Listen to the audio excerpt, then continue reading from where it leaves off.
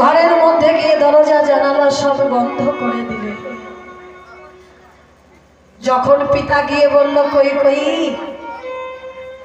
তুমি দরজা জানালা বন্ধ করলে কেন? তখন তুমি কায়দা করে দুটো বর চেয়ে নিলে।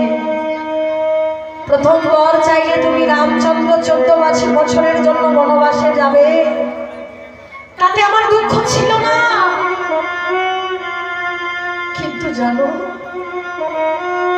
দ্বিতীয় বর চাইলে তুমি তোমার ভরত রাজা হবে, তাতেও আমার দুঃখ ছিল না। দুঃখটা আমার কোথায় লেগেছে জানো?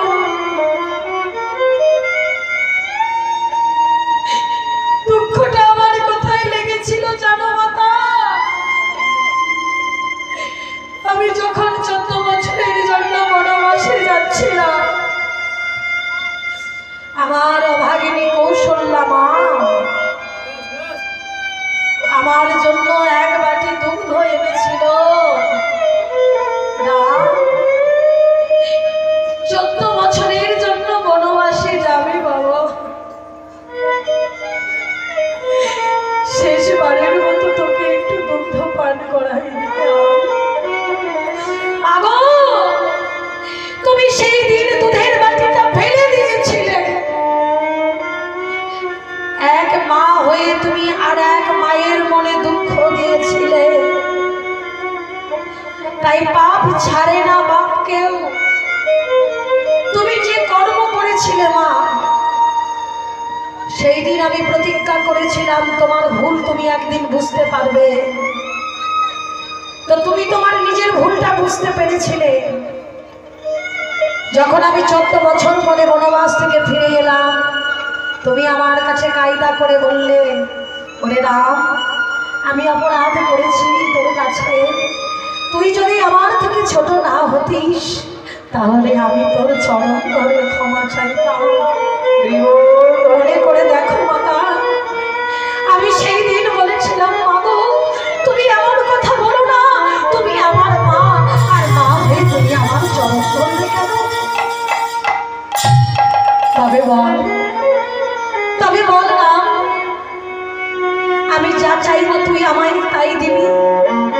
সেই দিন তুমি আমার কাছে চেয়েছিলে, ওরে রাম তুই কথা দে, তুই পরজন্মে তুই আমার পুত্র হয়ে আসবি। সেই দিন আমি তোমাকে বলেছিলাম, তোমাকে কথা দিয়েছিলাম, মাগো আমি তোমার পুত্র হয়ে আসবো ঠিকই, কিন্তু তোমার স্তনদুগ্ধ আমি পান করব না। তাই যেমন কর্ম তেমন ফল মা তুমি, আমি তোমার কাছে থাকবো না। অভাগিনী মা কাঁদছে, বসুদেব মাথায় করে ভগবানকে নিয়ে যাচ্ছে। যমুনা পার করে যমুনা মনে মনে চিন্তা করছে, আমার বক্ষের উপর দিয়ে ভগবান চলে যাচ্ছে। ভগবানের চরণে না পেয়ে আমি কেমন করে ভগবানকে যেতে দিই? মায়েরা, ভগবান ভক্তের মনোভাব বুঝতে পেরে হাত পা মোড়াতে মোড়াতে মোড়াতে যেমনি যমুনার জলে ঝাঁপ দিল, যমুনা গোবিন্দ চরণ হৃদয় মাঝে রেখে বলল, হে গোবিন্দ, আমি তোমার চরণ ছেড়ে দেব না। আমি তোমার হৃদয় মাঝে চরণ যুগল জড়িয়ে রাখবো। সেই দিন ভগবান কথা দিয়েছিলেন, যমুনা আজ তুমি আমায় ছেড়ে দাও, আগত দাপর যুগে আমি তোমার মনোবাসনা পূর্ণ করে দেব। হরিব, তোমার মনোবাসনা আমি কবে পূর্ণ করব জানো? শোনো, একদিন রাধা রানী দধি দুগ্ধ ঘিত ঘোলের পসরা নিয়ে যাবে বিটিকে ছলনা করে। সেই দিন রাধা রানীকে নিয়ে করবো আমি নৌকা বিলাস, আর সেই দিন তোমার মনোবাসনা আমি পূর্ণ করে দেব। আজ হলো সেই দিন। তাই ভগবান ধীরে ধীরে যমুনার তীরে এসে দাঁড়িয়ে যমুনাকে স্মরণ করছে, যমুনা আজ তোমার মনোবাসনা পূর্ণ করে দেব। কিন্তু মায়েরা, নৌকা বিলাস যে করবে, নৌকা বিলাসে ভগবান করবে, নৌকাটা কোথায়? যোগমায়াকে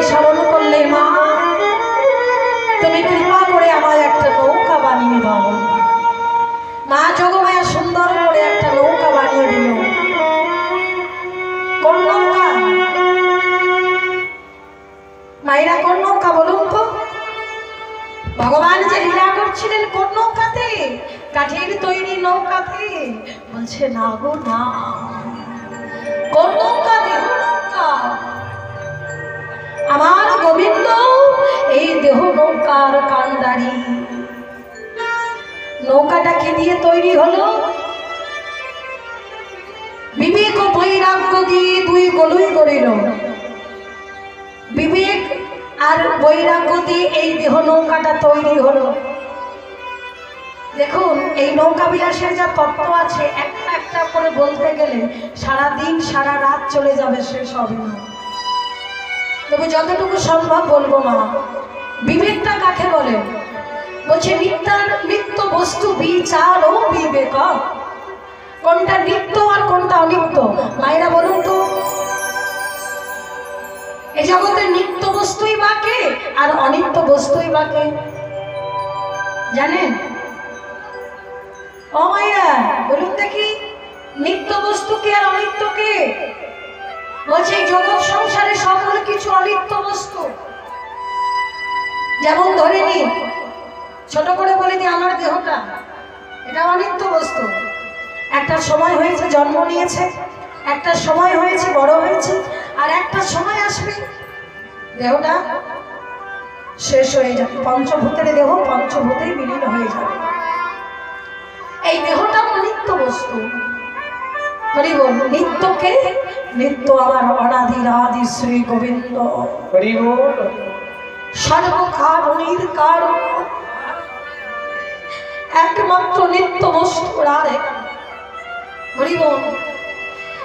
এই জগতে আমার গোবিন্দই হলো নিত্য বস্তু। তিনি ছিলেন, তিনি আছেন, আর তিনি থাকবেন।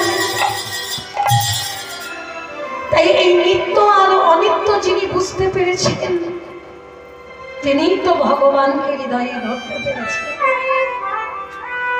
আর বৈরাগ্য কাকে বলে? সংসারে অনাসক্তি বৈরাগ্যের লক্ষণ। সংসারে আছে, এই যে মায়েরা প্রত্যেকের সংসার আছে কি বাবা? আছেন। কিন্তু সকলে যারা যারা আমার ভগবানকে ভালোবাসে তাড়াতাড়ি করে, আমি যে বাড়িতে, যে দাদা ভাইয়ের বাড়িতে ছিলাম, ওই বাড়িতে হরি বল একটা কথা বলে যে আমার দাদা ভাই, যে বৌদি ভাই আছে, সত্যি অপূর্ব তাদের ব্যবহার। আমি অত্যন্ত খুশি হয়েছি। আর ভগবানের কাছে দেখুন, আশীর্বাদ মানুষ মন থেকে করে, অভিশাপও কিন্তু মানুষ মন থেকেই করে। তাই আমি ভগবানের কাছে জানিয়ে গেলাম, হে ভগবান, সত্যি দেখুন মায়েরা, আর একটা কথা বলুন, কথা প্রসঙ্গে যখন চলেই এলো একটু বলিনি। এই যে হরিবাসরের যে আয়োজন হয়েছে, কথাটা কিন্তু খুব মনোযোগ সহকারে শুনবে। খুব মূল্যবান কথা। কোটি কোটি টাকা দিলেও এমন কথা আপনারা পাবেন না। এই যে ভক্ত সেবার আয়োজন করেছে আমার ভাইয়েরা, দাদারা, আমার বাবা ঠাকুরগণ, তো দেখুন ভক্ত সেবা করালেই যে ভগবানকে পাবেন এমনটা কিন্তু নয়। এই যে বাবা আপনারা যে জ্ঞানীজন গুণীজন, ওই যে ওই বাবা প্রভাতকালে আমরা সকালবেলা ঘুমিয়েছিলাম, বুঝেছেন? ভোরবেলা তো ঘুমিয়েছি, আসর শেষ করে গেলাম 2টো বাজে, ঘুমাতে আসতে 4টে বেজে গেছে। প্রভাতকালে কৃষ্ণ নাম গাইছে, আহা মধুর নাম শুনে আমার ঘুমটা ভেঙে গেল। যেমন সুন্দর মধুর স্বরে কৃষ্ণ নাম করছে। এখন এই জগতে যারা ভক্ত, যারা সাধু, যারা বৈষ্ণব, তারা কিন্তু এই সময়টাকে কাজে লাগায়। ব্রহ্ম মুহূর্তে উঠে স্নান করে ভগবানের সম্মুখে গিয়ে বড় জোর করে চোখের জলে বদন ভাসিয়ে দিয়ে ভগবানের কাছে 2টো বাহু ধরে কৃষ্ণ। কেন জানেন মায়েরা? এই যে কৃষ্ণ নাম হরি নাম যে করে ভক্ত, কিসের জন্য? হরি নাম কৃষ্ণ নাম করে ভক্ত ভগবানকে খুশি করার জন্য, ভগবানের চরণ পাবার জন্য। ভগবান মনুষ্য দেহ দিয়েছ, এই মনুষ্য দেহ দিয়ে যদি তোমার সেবা না হলো, তাহলে আসা আর যাওয়া দুই সমান হয়ে গেল। নিতাই গৌর প্রেমানন্দে।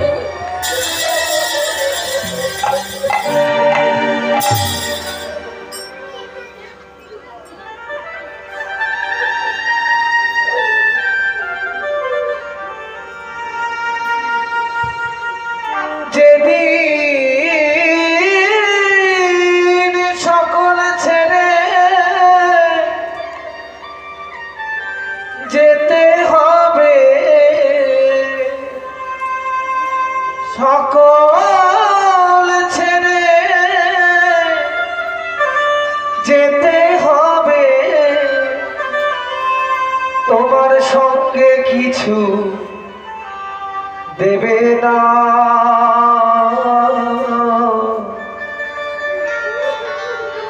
আরে আমার বলে তুমি মায়ায় পড়েছে কোনা। আমার বলে তুমি আঁকড়ে ধরেছে কোনা। সঙ্গে দেবে এক মুঠোতি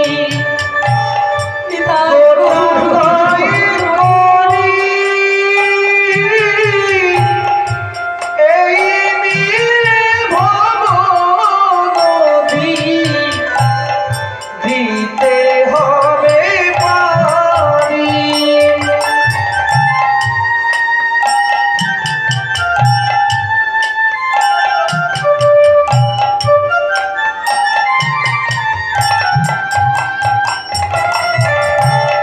যেই ছেলেটি প্রথম ডাকে তোমার ডেকেছিল পিতা,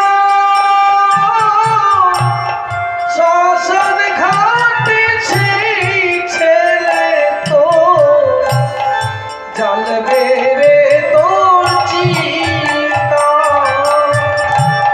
সাধের বাড়ি বিষয় গাড়ি, সাধের বাড়ি বিষয় গাড়ি, কিছুই সঙ্গে যাবে না। আমার বলে তোমরা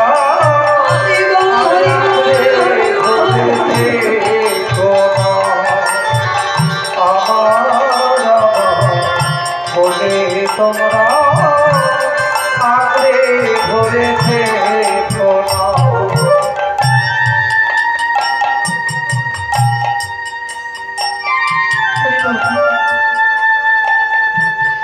তো ভগবানের কাছে একটা কথা বলি, হে ভগবান, ভক্ত তোমার চরণ পাওয়ার জন্য কত কষ্ট করে। যেদিন শেষের দিন হবে, তুমি ভক্তকে নিজ করে কৃপা করে ভবনদী পার করে দিও। নিতাই গৌর প্রেমানন্দে হরি বল হরি বল। মায়েরা, এখানে ভক্ত সেবা হচ্ছে। ভক্ত সেবা করালেই যে ভগবানের কৃপা হবে এমনটা নয়, এমনটা কেউ ভাববেন না। কিন্তু প্রত্যেকটা ভক্তের মধ্যেই আমার ভগবান আছে, এই ভেবে যদি কেউ সেবা করতে পারে তবেই তার ভগবানের কৃপা হয়ে যায়। বলছি, একটা মশার মধ্যেও যতটুকু প্রাণ, একটা মানুষের মধ্যেও ততটুকুই প্রাণ।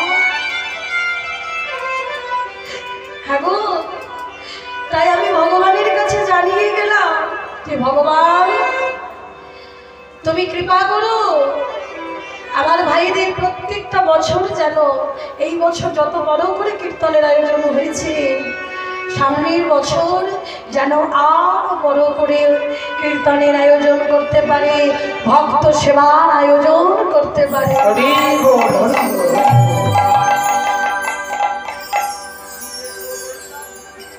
তোমাগো বৈরাগ্যটা হচ্ছে সংসারের আসক্তি। সংসারে আছি কেমন খড়কুটোর মতো, এঁঠো পাতার মতো। এঁঠো পাতাগুলো যেমন মানুষ প্রসাদ পেয়ে নর্দমায় ফেলে দেয়, আর কালবৈশাখী এসে কোথাকার পাতা কোথায় উড়িয়ে নিয়ে চলে যায়, ভক্তের স্বভাবও হলো তেমন, বৈরাগের লক্ষণ হলো তেমন। সংসারে এই আছি এই নয়। এই সাধনা কীর্তন করছে, কিছুদিন পরে হয়তো ফোন করে আর আমাকে পেতেও পারেন নাও পারেন। কি মানুষের কখন কোথায় মানুষ কিভাবে চলে যাবে কেউ বলতে পারে না। তাই আমাদের যতটুকু আমরা বেঁচে আছি, যতটুকু দেহের মধ্যে প্রাণ আছে, ভগবানের নাম যদি স্মরণ করতে পারি তবেই আমাদের পরম কল্যাণ হবে। তো এই হচ্ছে বাবা বৈরাগ্য। তাই শাস্ত্র বলছে বিবেক ও বৈরাগ্য দিয়া তুই বলুই করিল, দেহ নৌকাটা তৈরি হচ্ছে। আর ধৈর্য দ্বারার উপর খাড়া যে করিল। দেখুন জাগতিক জগতে কাঠের নৌকাও তৈরি হচ্ছে, আবার দেহ নৌকাও তৈরি হচ্ছে। দেহ নৌকাটা তৈরি হচ্ছে বিবেক বৈরাগ্য দিয়ে, আর এদিকে জাগতিক জগতের কাঠের নৌকাটা তৈরি হচ্ছে বিবেক বৈরাগ্য। মানে বিবেক বৈরাগ্য দিয়া তুই বলুই করিল, বলুই হচ্ছে বিবেক বৈরাগ্যটাকে বলুই বলা হলো। নৌকার দুই মাথাকে প্রত্যেক দিকে বলছে বলুই, হরিবল। আর ধৈর্য রূপে দ্বারা এই যে কীর্তন আমরা শুনতে এসেছি, যদি প্রাণে ধৈর্য না থাকে তাহলে ভগবানের কৃপা আমরা পাবো না। তাই মহাজন বলছে প্রাণে ধৈর্য থাকা চাই, আগে প্রাণে ধৈর্য থাকা চাই, আগে প্রাণে ধৈর্য থাকা চাই, বুঝবি যদি প্রাণের কানায় প্রাণে ধৈর্য থাকা চাই, বুঝবি যদি তোদের জানাই, প্রাণে ধৈর্য থাকা চাই। তাহলে ধৈর্য থাকতে হবে। বলে যার ধৈর্য নাই তারতে কোনো কাজ কিন্তু বাবা ভালোভাবে হবে না। কৃষ্ণ ভজন করবেন অত সহজ কথা?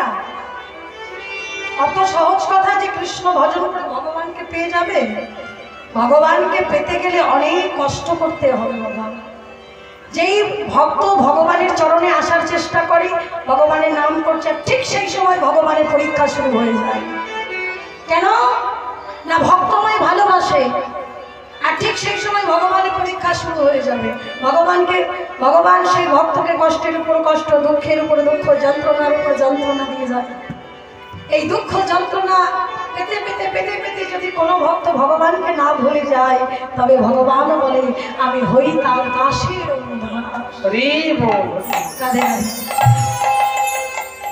আসক্তির তক্তায় আমি তাহাতে জুড়িল, এবার লালো সালো পতানে লোহা তাহাতে আটিল, তাহাতে আসক্তি বলতে আসক্তি আমাদের আছে, বিষয় বিষয়ে আমাদের আসক্তি আছে, কিন্তু হরিনামে কৃষ্ণ নামে আসক্তি না। আমি কিন্তু আপনাদের কথা বলছি না বাবা, আপনারা হচ্ছে ভক্ত মানুষ, সাধু মানুষ, বৈষ্ণব মানুষ, আমি আপনাদের কথা বলতে পারি না। আমি আমার নিজের কথা বলছি। যার ভজন নাই, সাধন নাই, গান জ্ঞান নাই, ভক্তি নাই, কিচ্ছু নাই,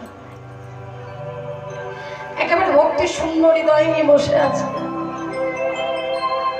কিছু নাই বাবা, ভাণ্ডটা পুরোই শূন্য। আজকে ভক্তের দোয়ারে আসি, ভক্ত যদি কৃপা করে আমাকে করুণা করে একটু চরণ ধরে দিয়ে আমাকে ধন্যাতে অতি ধন্য করে, সেই চরণ ধরে পাবার জন্য ভক্ত সঙ্গে ছুটে আসে। রাধে রাধে। তাই সকলের চরণের ধরি দেবেন মায়েরা, একটু অধমের মস্তকে আশীর্বাদ করবেন। মৃত্যুর শেষ মুহূর্ত পর্যন্ত যেন ভগবানের নাম করতে পারি, আর আপনাদের মতো ভক্তের চরণ ধরি লাভ করতে পারি, আপনাদের মতো সাধুগুরু বৈষ্ণব ভক্তের সঙ্গ করতে পারি। সঙ্গ করতে করতে যেন এহ জগতের মায়া পরিত্যাগ করে যেন পরলোকে গমন করতে পারি। তাই গৌর প্রেমানন্দে হরি বল, হরি বল, হরি বল। তারপরে বলছে নববিধা ভক্তি দিয়ে নয়টিকে রদিল, মায়েরা ভক্তি আপনার ভিতরে আছে, কিন্তু সেই ভক্তিটাকে বাঁচিয়ে রাখার জন্য প্রতিনিয়ত ভক্ত সঙ্গ করতে হবে, প্রতিনিয়ত হরিনাম কীর্তন ভাগবত কথা শুনতে হবে। হরিব শুনতে শুনতে শুনতে শুনতে শুনতে শুনতে একদিন অভ্যাস হয়ে যাবে। আর যেদিন অভ্যাস হয়ে যাবে সেদিন জানবে আর কোনো চিন্তা নাই, মায়েরা সম্মুখের পথ সব পরিষ্কার হয়ে যাবে। রাধে রাধে। এবার সুন্দর করে দেহ নৌকাও গঠন হয়ে গেল। রাধে রাধে। নববিধা ভক্তি দিয়া নয়টি গেল দিল, নববিধা ভক্তি দিয়া নয়টি গেল দিল।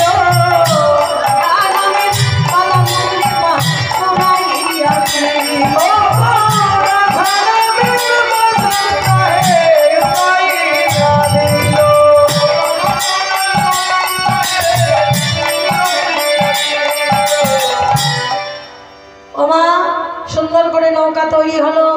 হিরে মণিমুক্তা দিয়ে সুন্দর করে নৌকা সাজিয়ে নিয়ে গোবিন্দ আমার কি করলেন, নাবিক হয়ে বসলেন। হরি বল। এবার তরি বাইছে, আর কি করছে, রাধারানীকে তো আনতে হবে, তাই আজকে রাধারানীর নাম করে বাঁশি বাজাচ্ছে। বাঁশি বাজে একই সুরে।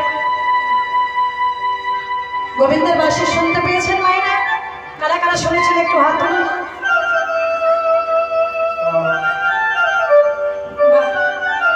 এদিকে গোবিন্দের বাঁশি শুনেছেন?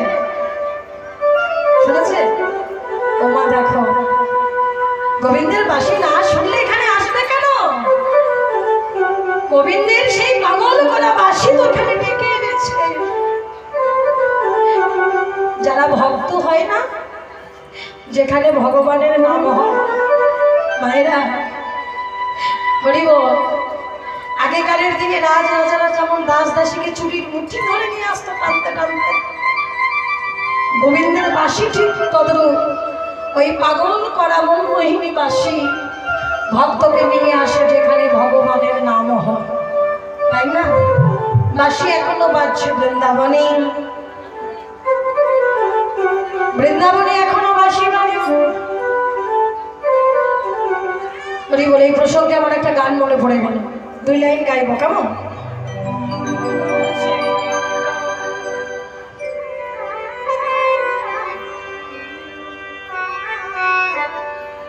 ওগো এখনো সেই বৃন্দাবনে বাঁশি বাজে বাজি রে,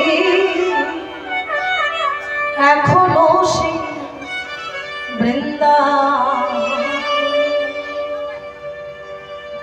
ও সে বাঁশির সুরে বনে বনে বাঁশির সুরে, ও সে বাঁশির সুরে বনে বনে কত শত ময়ূর নাচে রে। সবাইকে গাইতে হবে আমার সঙ্গে। হরে কৃষ্ণ হরে কৃষ্ণ কৃষ্ণ কৃষ্ণ হরে হরে, হরে রাম হরে রাম রাম রাম হরে হরে কৃষ্ণ হরে কৃষ্ণ কৃষ্ণ কৃষ্ণ হরে হরে, হরে রাম হরে রাম রাম রাম হরে হরে। হরে কৃষ্ণ হরে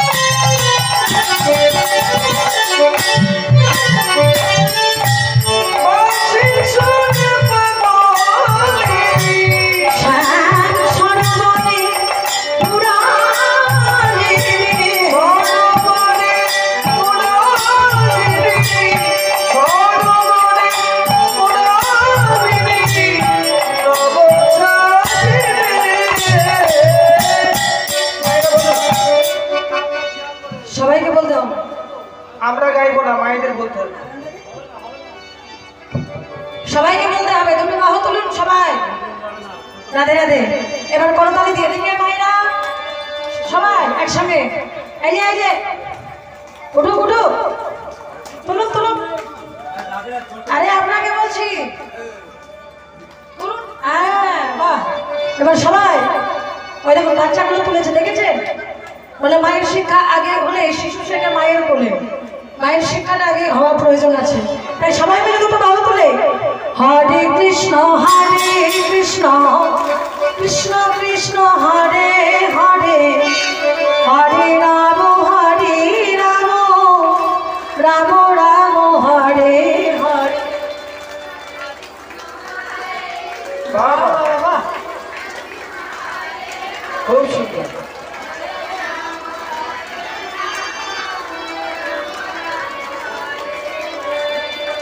একটা কথা বলবো, সত্যি কথা বলবো, আগে যদি জানতাম যে আপনারা এত সুন্দর হরিনাম কীর্তন করতে পারেন, তাহলে এগুলোকে আমি আর সত্যি বলছি নিয়ে আসতাম। হ্যাঁ সত্যি বলছি, খুব উৎপাত করে, খুব জ্বালাতন করে, সত্যি বলছি। হরি বল। তাই সবাই মিলে উঠুন, হরিধ্বনি। হরে কৃষ্ণ হরে কৃষ্ণ কৃষ্ণ কৃষ্ণ হরে হরে, হরে রাম হরে রাম রাম হরে হরে, হরে কৃষ্ণ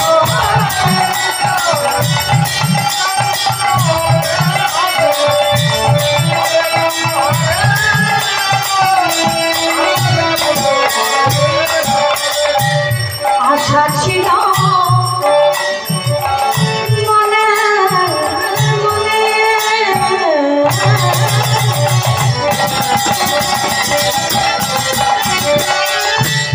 আশা ছিল মনে মনে,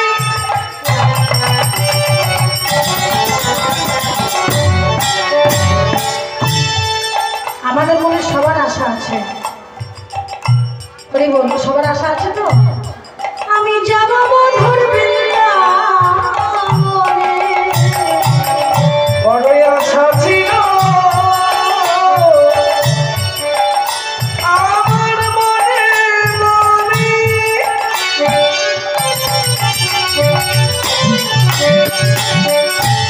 আমি যাব মধুর বৃন্দাবনে।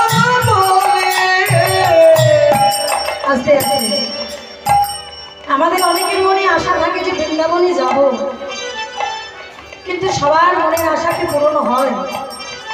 হয়তো গ্রামে আরো অনেক ভক্ত আছে যাদের আশার কথা ছিল, এই যাবো যাবো করে আর আশা হলো না। হরি বল। সবাইকে আসতে পেরেছে এখানে? এই গ্রামের কি সবাই এসেছে এখানে? না, সম্ভব নয়। সবাই যদি ভগবানের চরণে চলে আসবে, তাহলে কলি তো আর রাজত্ব করতে পারবে না। তাই আজকে মহাজন বলছে, আমার মনে বড় আশা ছিল আমি বৃন্দাবনে যাব, কিন্তু আমার যাওয়া হলো না। কেন জানো? আশা ছিল